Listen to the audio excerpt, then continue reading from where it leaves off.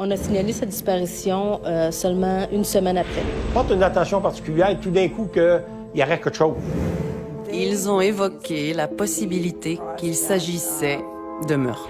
Elle était seulement vêtue de ses sous-vêtements. Il y a encore des gens qui sont encore de ce monde, qui savent des choses, ils n'ont jamais voulu s'impliquer pour ne pas avoir de problème. En 1969, un policier de Trois-Rivières est retrouvé mort dans sa voiture de service. S'est-il suicidé comme le prétendent les enquêteurs? En 1978, une jeune étudiante de Lennoxville disparaît. Les autorités policières et la direction du collège croient à une fugue. En 1980, débute une vague de décès inexplicables parmi les bébés aux soins intensifs d'une pouponnière. Les enquêteurs soupçonnent bientôt une jeune infirmière. Meurtre ou décès, ado si mystère.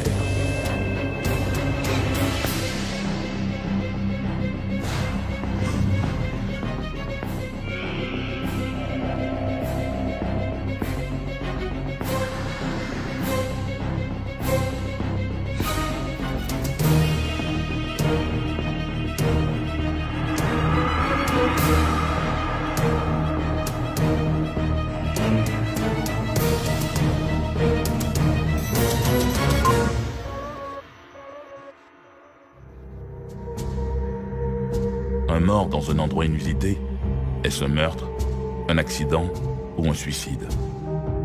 On dit qu'une scène de crime parle aux policiers. Mais lorsque les enquêteurs chargés de l'affaire sont eux-mêmes soupçonnés d'avoir caché des preuves, qui reste-t-il pour élucider le mystère? Lentement, l'agent Georges Marquis s'engage dans ce sentier. Ses superviseurs lui ont demandé de porter une attention particulière à ce boisé isolé aux limites de Trois-Rivières. Dans le sol détrempé par les averses des derniers jours, le policier a remarqué des traces de pneus.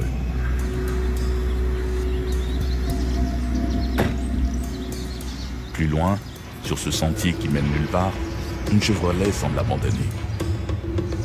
Le policier est convaincu qu'il s'agit de la voiture empruntée 5 jours plus tôt par un collègue dont on est sans nouvelles, Louis-Georges Dupont. Il a un mauvais pressentiment. Il est un peu plus de 10h30.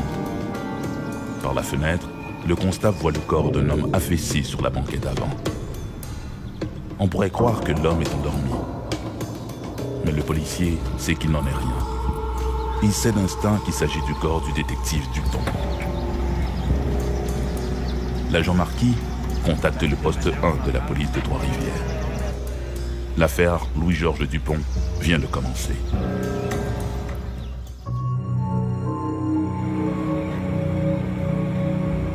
En 1969, le service de police de Trois-Rivières est soupçonné, selon la rumeur publique, de participer aux activités du crime organisé. Prostitution, paris illégaux, raquettes de la protection des commerces et trafic de drogue. Plusieurs policiers accepteraient des pots de vin pour fermer les yeux. La ville de Trois-Rivières était une ville ouverte. On savait que le crime organisé s'était implanté à Trois-Rivières au niveau Barbotte, prostitution, prêt géraire. La mafia italienne de Montréal avait beaucoup accès à Trois-Rivières et il y avait, d'une certaine époque, des policiers ripoux. En 69, disons, l'escouade des détectives, surtout, c'était assez corrompu.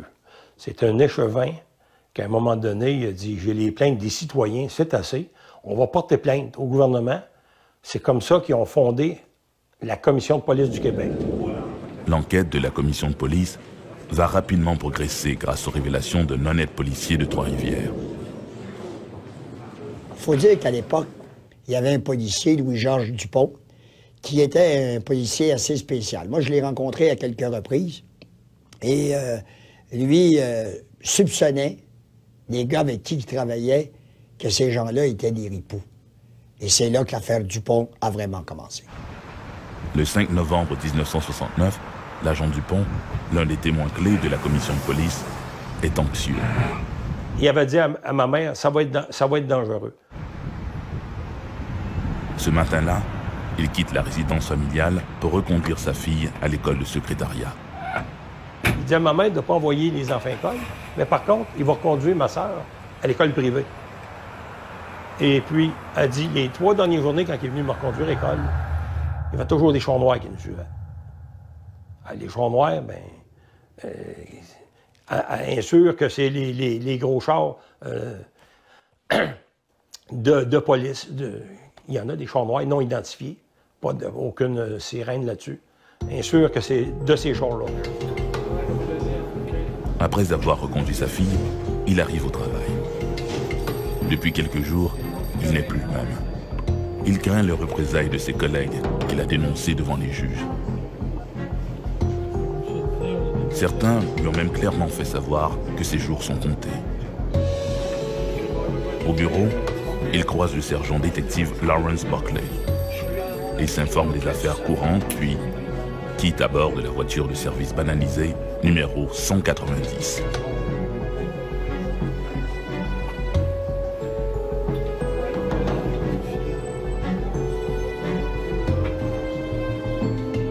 Qu'est-ce qu'on sait? C'est qu'il a laissé son auto personnel là. Il est parti avec l'auto de service de la police. Ensuite de ça,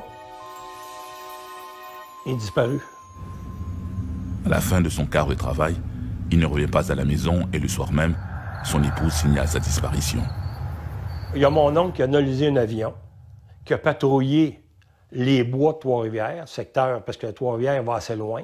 Ils appellent ça le boulevard Saint-Jean. Ils ont patrouillé les bois. Parce qu'il se partait des rumeurs que peut-être qu'on le trouverait dans les bois du nord de la ville. Alors, il y a eu une patrouille qui s'est faite. Ils n'ont pas rien trouvé. Il y a des clairières, à des places, il y a bien des petits sentiers. Il n'y a personne qui n'a rien vu. Dans les jours qui suivent, son épouse Jeanne d'Arc Dupont remarque la présence de grosses voitures noires stationnées devant la maison. Elle a le sentiment que son domicile est sous surveillance. Pendant ce temps, on est toujours sans nouvelles de son mari. La rumeur court que le sergent Dupont aurait été vu le matin de sa disparition en compagnie d'une jeune femme aux mœurs légères. La journée même du 5, il se part à la radio qu'il aurait été vu avec une jeune fille.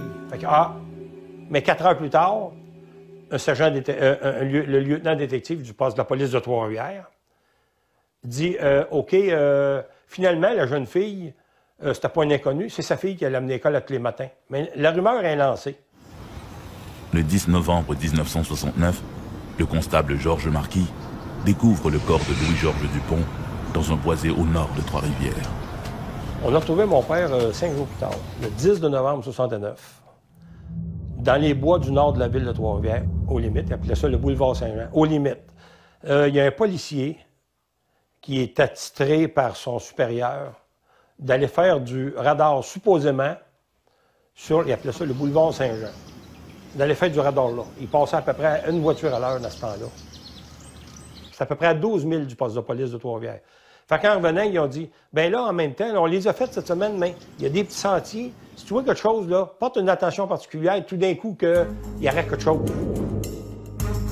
L'agent Marquis informe aussitôt le capitaine détective Georges Gagnon et le directeur adjoint Roland Poitras, qui dépêchent sur les lieux enquêteurs et policiers. Le petit boisé du boulevard Saint-Jean devient possiblement une scène de crime. L'enquête est confiée au lieutenant-détective Jean-Marie Hubert. Pour plusieurs, cette affectation a de quoi étonner. Le détective Hubert est l'un des principaux policiers visés par la commission de police. Jean-Marie Hubert, c'était le lieutenant-détective, le supérieur immédiat de mon père, contre qui mon père avait une peur depuis plusieurs semaines, suite à des témoignages qui s'étaient dits à la commission de police. Puis c'est lui-même qui a fait l'enquête. Le détective Hubert, celui-là même qui a été dénoncé à la commission de police par Louis-Georges Dupont, est chargé d'enquêter sur la mort du policier. Un photographe judiciaire prend de nombreux clichés. Puis, le corps de Louis-Georges Dupont est sorti du véhicule pour être transporté à la morgue de Trois-Rivières.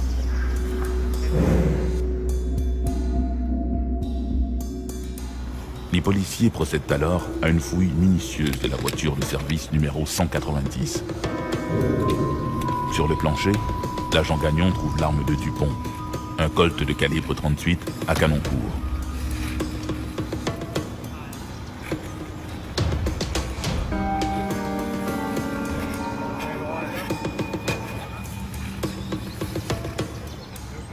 Sous le pare-soleil, une note portant la notation pour ma femme. Les termes de celle-ci sont simples, mais explicites. Jeanne d'Arc, tu verras l'avocat Yvan Godin et le notaire Gilles Garceau avec tous les papiers. Je vous aimais tous beaucoup. Je vous demande pardon. Louis-Georges. Pour les détectives, tout porte à croire que l'agent Dupont a mis fin à ses jours avec son revolver de service. Mais des empreintes de pneus devant la voiture de Louis-Georges Dupont, qui auraient dû être effacées par les plus abondantes des 5 derniers jours, soulèvent des doutes dans l'esprit de certains. Quand ils l'ont trouvé dans le clairière, là, ça s'est fait vite. Même que le garagiste qui a remorqué l'auto, il dit, moi, quand je suis arrivé, il y avait 2 polices qui m'attendaient. Là, toutes les autres étaient partis. Ils étaient partis chez ma mère, probablement. Ils s'en venaient à Trois-Rivières. Ils ont dit, j'étais arrivé, il a dit, non, tout est correct. Accroche ça, envoie ça au poste. T'as pas d'affaire à garder dans le char. On remorque la voiture de service de l'agent Dupont au quartier général. Entre-temps, Jacques, son fils aîné, est amené à la morgue pour identifier le corps de son père. Pendant que j'étais après identifier mon père comme ça, puis je le regardais, vous comprenez, le paletot, il l'avait ouvert, là. Qu'est-ce qu'on voit sur les photos, le paletot est ici. Mais il l'avait ouvert plus grand que ça, fait que le sang allait encore plus loin. J'en avais plein la vue, là. Tu sais, j'arrive à trouver ton père là, et puis je l'identifie. Puis pendant que j'étais après l'identifier, M. Poitras, il dit, Jacques, cette valeur, mais ton père, là, s'est enlevé la vie, là. Juste en élevant le ton, juste au bon moment. Ah, là, moi, je suis rendu, là, j'étais prêt à regarder. 5-6 secondes, je suis rendu à face. Je vois le nez écrasé, à peu près ça de l'air, la barre blanche, plein de sang, la chemise tout virée, tout le rebord de la chemise virée à l'envers. Mais là, moi, j'ai 19 ans, je suis entouré de police, là. Je peux pas faire grand-chose. Il me dit ça. Là, pendant que je repars de la tête et je redescends, dans les 5 secondes, il reprend. Jacques, cette valeur-là. Mais ton père, là, s'est suicidé. Sur l'heure du midi, pendant que j'identifiais mon père, il y avait des grandes portes où il y a les camions pompiers. Ma mère, elle décide, avec son frère, elle dit, je vais aller voir le char au poste. Elle a rentré par la porte, elle a ouvert la porte, elle a regardé dans l'auto, il n'y a pas de sang, il n'y a rien. Ben, elle dit, on lavait le siège. Elle, dans son idée, elle pensait qu'il y avait eu le temps de laver tout le siège puis tout. On sait bien s'il y a eu du sang là. À un moment donné, tu peux pas, ça part pas, ça, là. Le corps de Louis-Georges Dupont est autopsié le même jour par le docteur Jean Hould, qui conclut dans son rapport que l'agent Dupont s'est suicidé avec son arme de service. Selon le rapport, la balle a pénétré par la poitrine, a traversé le cœur pour ressortir dans le dos. Il ne fait aucun doute pour la famille que la mort de Louis-Georges est un meurtre déguisé en suicide. Bien, tout de suite, au départ, quand on ramenait le linge de mon père à la maison, ma soeur Rowan avec ma mère, on dit, ben voyons donc, c'est pas son côte, ça, il est parti avec une belle habit grise, puis le vêtement, son trench, il est plein de boîtes, puis il y a un trou dans l'épaule, que c'est ça. On dit, comment ça qu'on n'a pas vu ça? Comment ça? Comment ça que mon père est couché du côté droit dans l'auto, puis qu'il y a du sang qui sort par le côté gauche de l'oreille, on voit la trace de sang au collet de chemise, puis qui est tout bleu ici, la lividité cadavérique, on ne connaissait pas ça dans le temps. Mais avec Internet aujourd'hui, puis tout ça, on apprend des choses. Il est couché là. Comment ça que cette site qui est bleuté?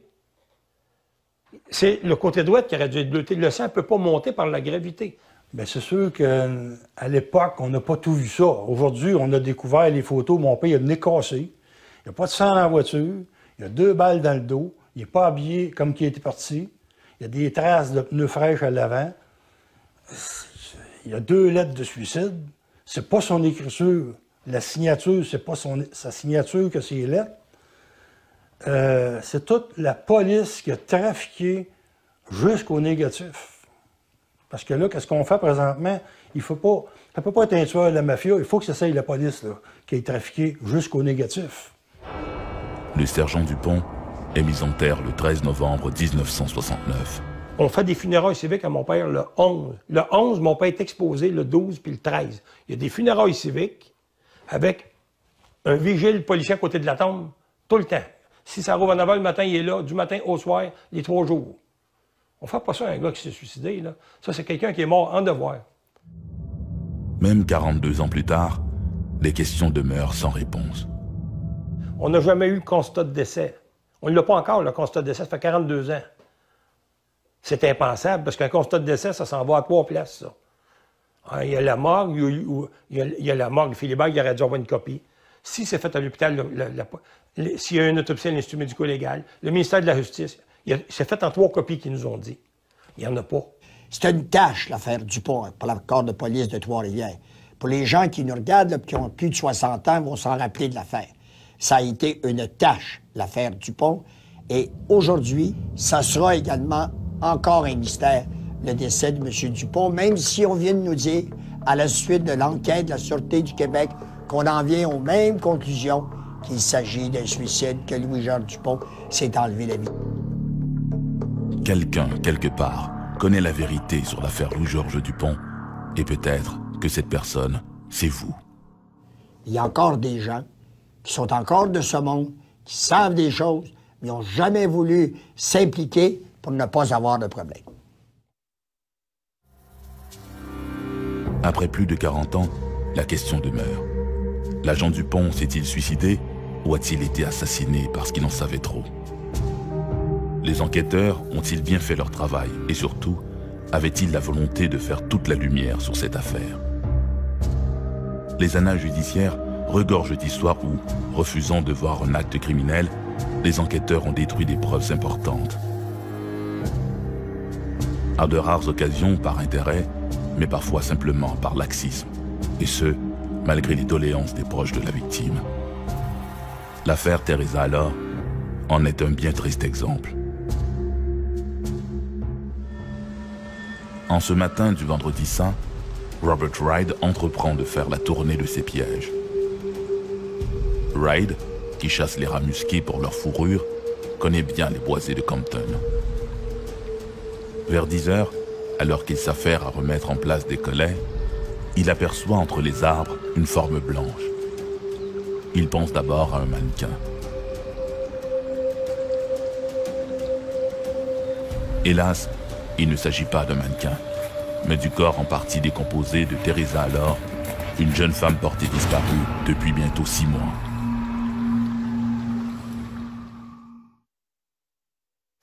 Il fait un temps magnifique en ce 3 novembre 1978. À Lennoxville, le Collège Champlain accueille des étudiants qui viennent d'un peu partout, dont Teresa Allard, originaire du Nouveau-Brunswick. L'étudiante de 19 ans loge à Kellogg House, une imposante résidence victorienne située dans le village voisin de Compton. Le collège est à Lennoxville, les résidences se trouvaient à Compton. Et il faut se rappeler qu'on est dans les années 70, alors c'est un peu hippie. Il n'y a pas aussi de contrôle, de surveillance qu'il y a comme aujourd'hui. Alors, les étudiants étaient beaucoup laissés à eux-mêmes. On pouvait faire des parties jusqu'à n'importe quelle heure. Il n'y avait pas de prise de présence en classe. Après le petit déjeuner, vêtue de son pull-over beige et d'une écharpe verte autour du cou, elle se précipite pour attraper le bus, assurant la navette entre Kellogg House et le Collège Champlain. Elle est allée à ses cours, et puis à l'heure du dîner, elle est allée rejoindre ses amis pour dîner à la cafétéria. Et à ce moment-là, elle était fumeuse, donc elle aurait demandé une cigarette à des amis.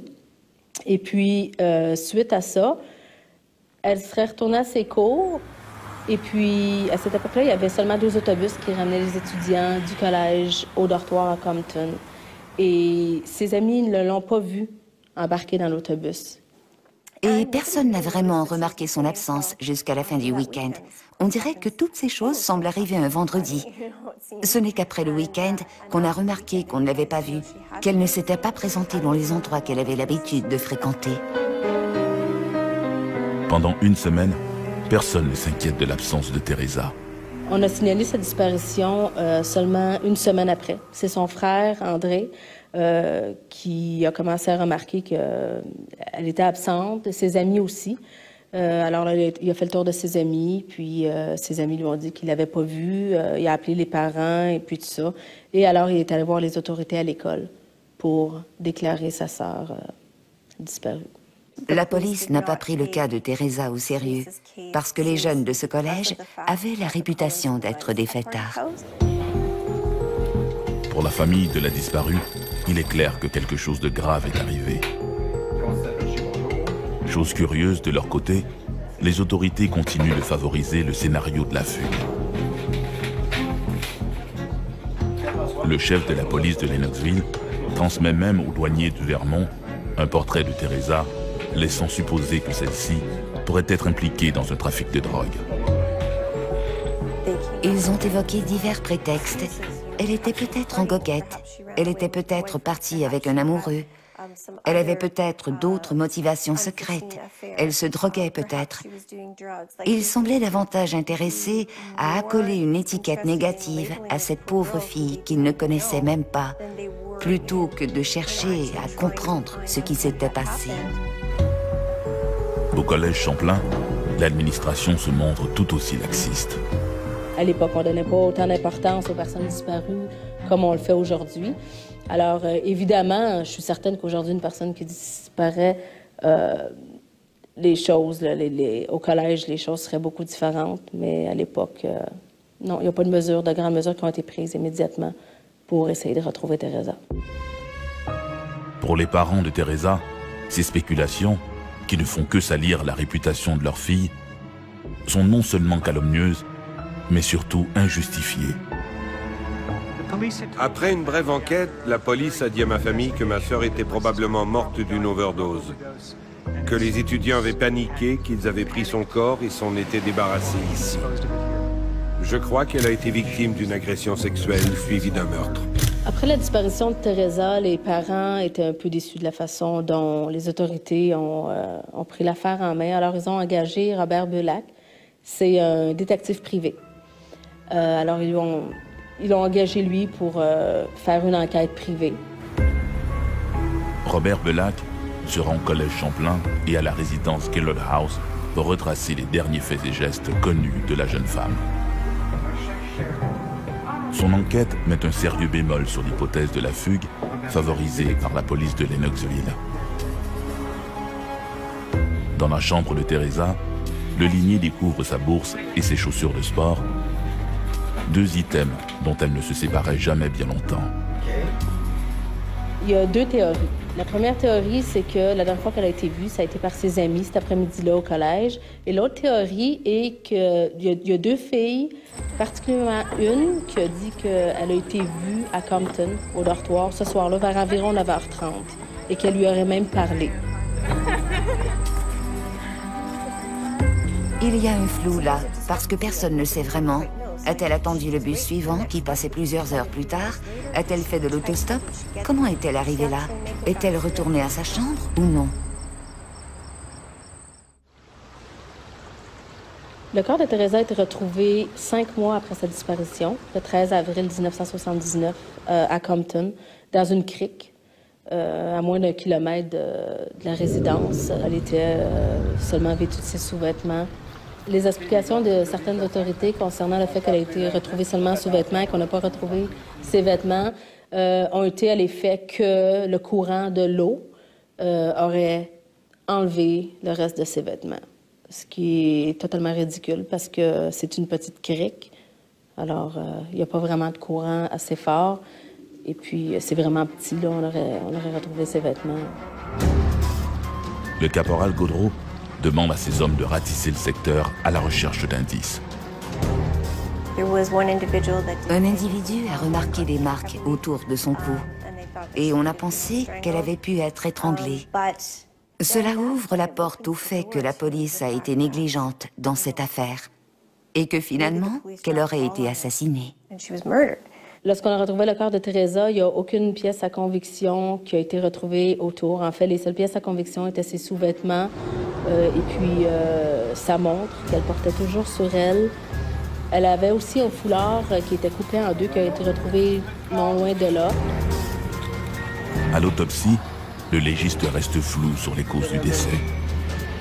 À l'époque où on a fait l'autopsie sur Teresa, le médecin légiste a fermé son rapport d'autopsie avec la notion de mort violente de nature indéterminée. Les tests toxicologiques montrent qu'au moment de sa mort, Teresa n'était ni sous l'influence de la drogue, ni sous l'influence de l'alcool. Pendant des années, la mort de Teresa alors va demeurer dans une zone grise.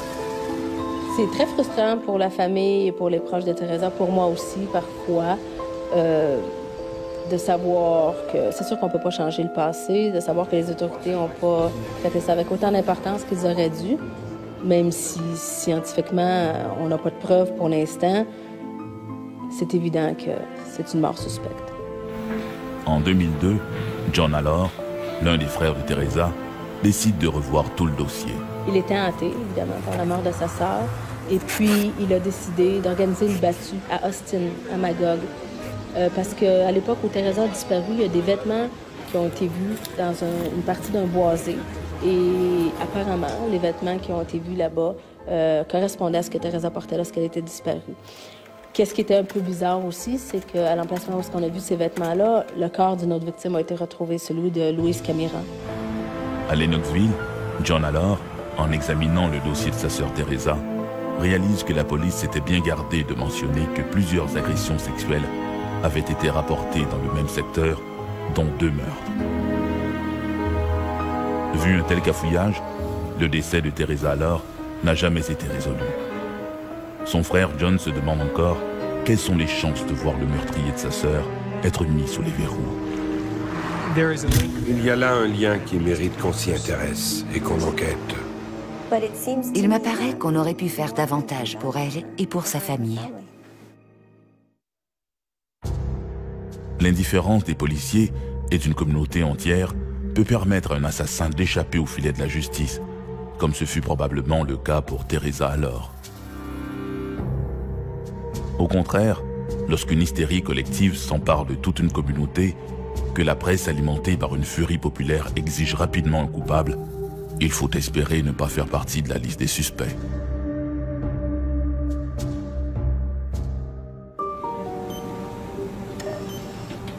Il est un peu plus de 3 heures du matin. À la lumière tamisée des unités 4A et 4B de l'hôpital pour enfants malades de Toronto, les bébés de la pouponnière situés près du poste des infirmières dorment à point fermé. L'une de ces petites patientes, Laura Woodcock, a à peine 3 semaines et elle se bat pour sa vie. Depuis la naissance, elle présente des signes d'arythmie cardiaque. Au moment de sa ronde, l'infirmière responsable de l'unité 4B note que la petite Laura Woodcock présente des troubles respiratoires. Elle semble fiévreuse et son rythme est irrégulier. Récemment, les cardiologues ont révisé leur diagnostic et ont arrêté son traitement à la digoxine, un médicament qui permet de régulariser le rythme cardiaque. À la fin de son quart de travail, à 8 heures, Bertha Bell doit informer Susan Nails, l'infirmière du jour, de l'état préoccupant de la petite Laura et elle demande que le médecin la voie le plus vite possible. À 9h40, en cette magnifique matinée ensoleillée de juin, la petite Laura Woodcock meurt subitement d'un arrêt cardiaque.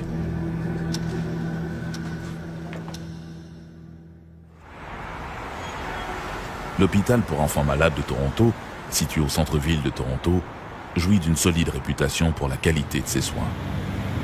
Rien n'aurait pu préparer son personnel à cette sombre saga qui va bientôt s'abattre sur l'établissement. Entre juin 1980 et mars 1981, à l'hôpital pour enfants malades de Toronto, il y a eu une augmentation subite des décès dans un département particulier. Les infirmières qui travaillaient au département de cardiologie de l'hôpital pour enfants malades étaient préoccupées par le nombre élevé de décès qu'il y avait dans leur département. Elles travaillaient avec des enfants très malades, certains avec des problèmes cardiaques extrêmement sévères et bien sûr, on s'attend à un certain nombre de décès. Mais il semblait qu'on avait affaire à un plus grand nombre de décès qu'auparavant. 8 jours après le décès de la petite Laura Woodcock, Allen Perrault, un poupon d'1 mois, meurt subitement à 13h45. 2 semaines plus tard, Andrew Bilodeau, lui aussi âgé d'1 mois, meurt à 14h10. Suivent coup sur coup les décès de David Taylor et de Amber Dawson. Le personnel hospitalier est inquiet. Elles ont parlé de leurs préoccupations avec le personnel médical et on les a rassurées en leur confirmant que chacun de ces décès était en rapport direct avec la condition médicale des victimes. En septembre, et 20 autres morts plus tard, une enquête interne est ouverte. Puis, un rapport du bureau du coroner concernant un des enfants morts en janvier faisait mention d'un taux très élevé de digoxine dans le sang de la victime. Administrée massivement, la digoxine peut être mortelle.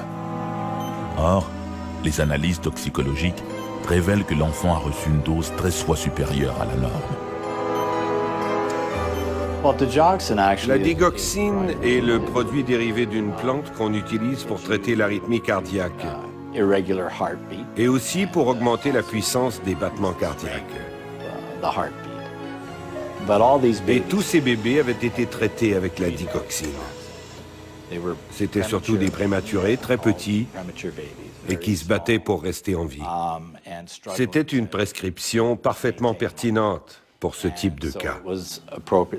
Aussi, il n'est pas surprenant que l'analyse sanguine post-mortem ait révélé la présence de ce produit dans leur sang.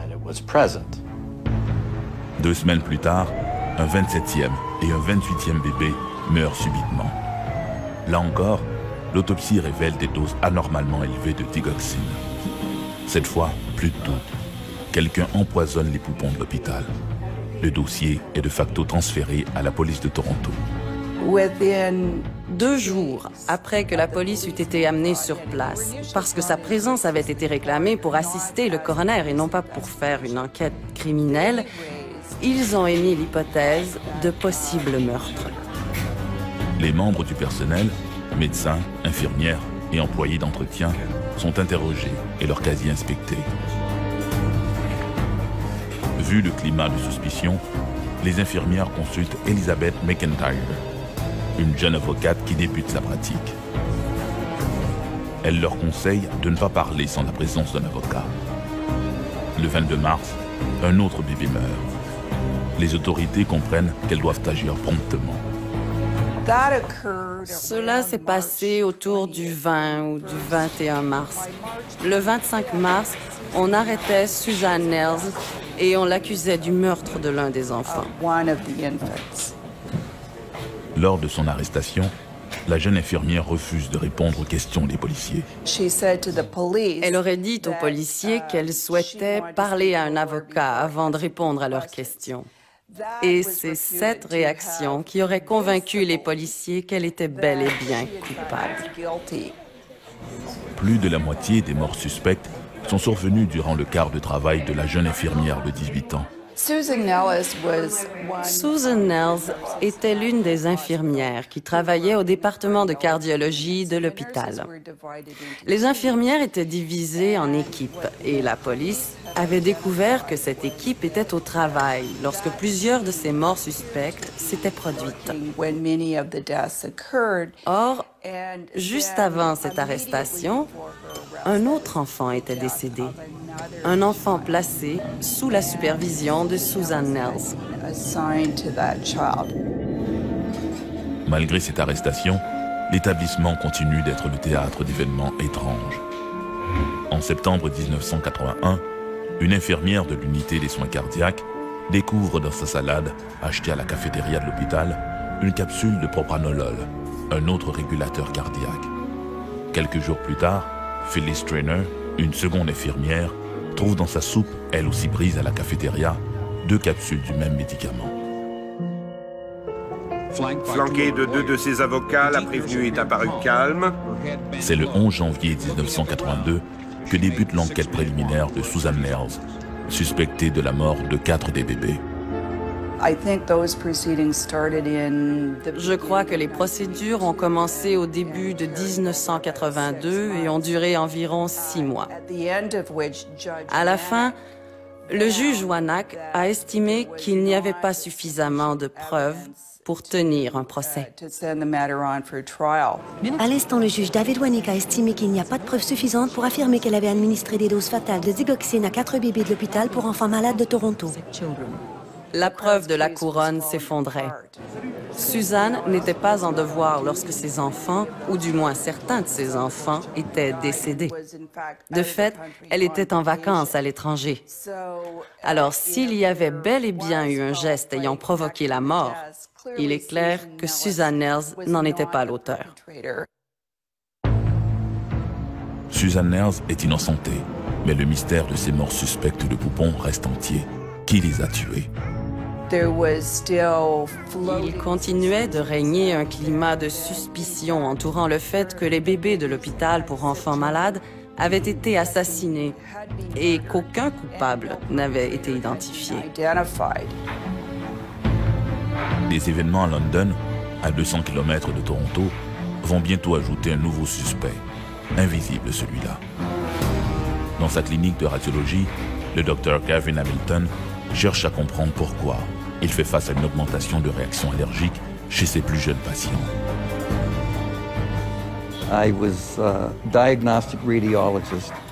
J'étais radiologiste spécialisé dans les diagnostics avec un intérêt spécifique concernant les maladies du rein.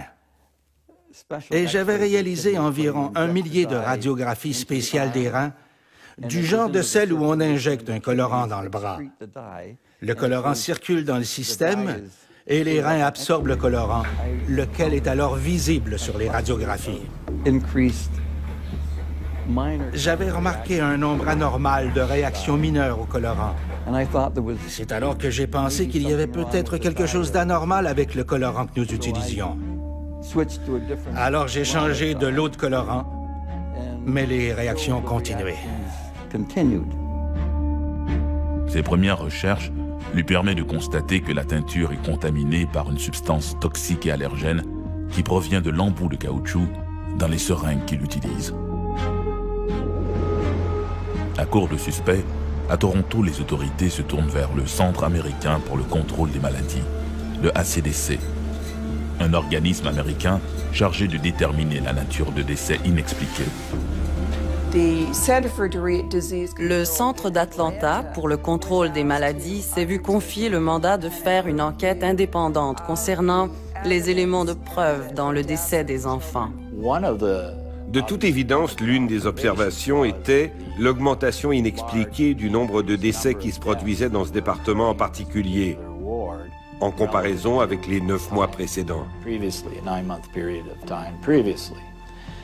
Dans ces conditions, la question devenait « Pourquoi davantage de morts dans ce département alors que ce n'était pas le cas auparavant ?»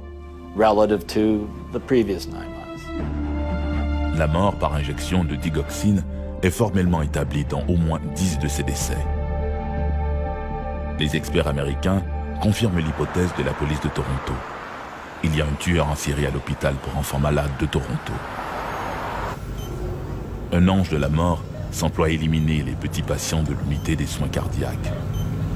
Leur rapport a été déposé à l'automne 1982 et la conclusion en était qu'il y avait eu 8 meurtres.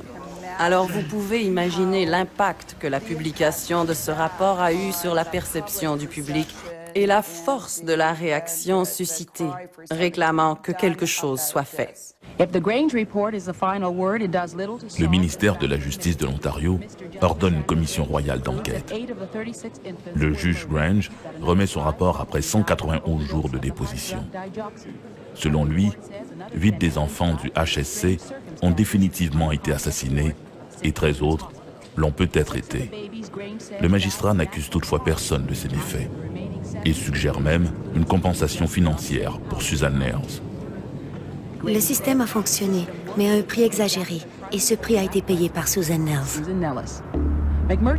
Si le rapport du juge Grange ne cible aucun suspect, les taux de digoxine chez les poupons décédés demeurent une cause apparemment incontournable. Puis en décembre 1987, le docteur Ed Napke de Santé Canada appelle le docteur Gavin Hamilton. Dans la revue médicale, il a lu l'article du radiologiste sur ses recherches sur la contamination au MBT par les seringues. Il lui demande si le MBT ne serait pas en cause dans les morts des enfants attribués à la digoxine à l'hôpital de Toronto. J'avais pris en compte la digoxine dans ma recherche sur le MBT.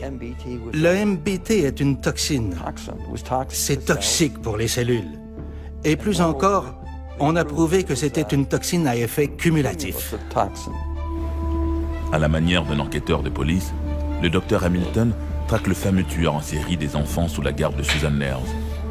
Mais pour lui, ce tueur n'a pas de visage.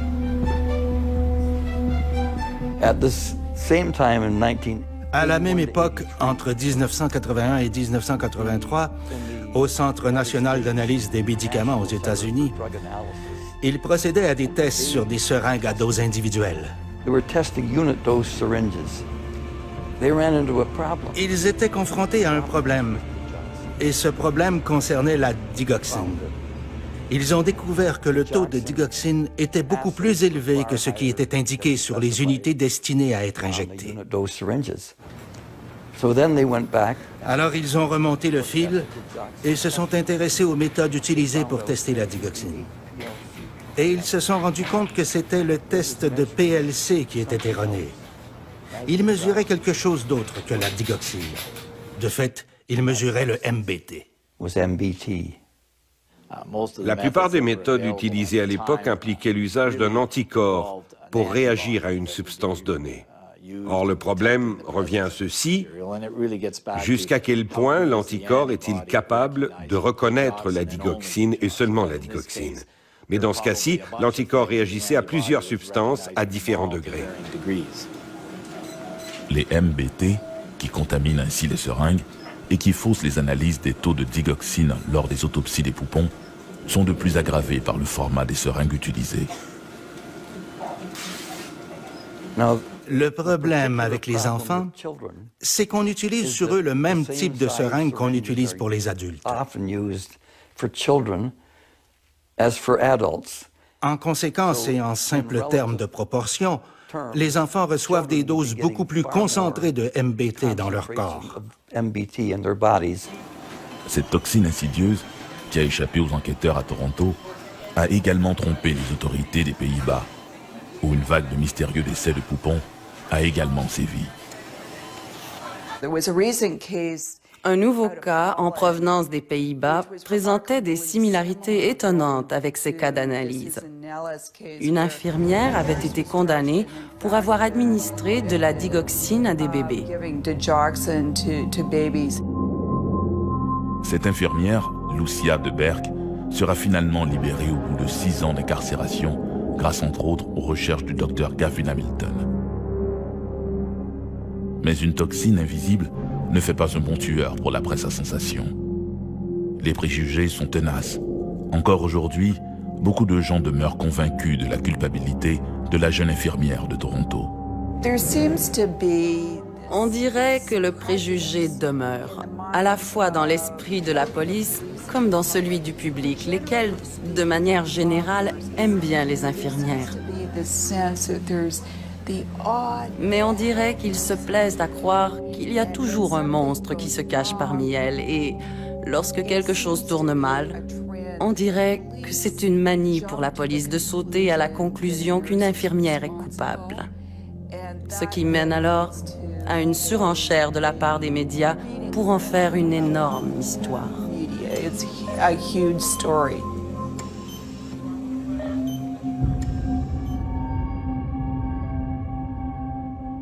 Dans l'affaire des enfants au HSC de Toronto, les enquêteurs ont été confrontés par le risque d'entacher la réputation des infirmières et par celui de ne pas trouver les coupables. Ultimement, il ne peut y avoir qu'une vérité. Encore faut-il la trouver. Les bambins à Toronto sont-ils décédés de causes naturelles ou ont-ils été assassinés? Teresa alors, s'est-elle perdue dans les bois Compton ou y a-t-elle été agressée? Le détective Louis-Georges Dupont à Trois-Rivières a-t-il été tué ou s'est-il suicidé? Dans certaines affaires, la vérité s'entoure d'un voile de mystère pendant trop longtemps.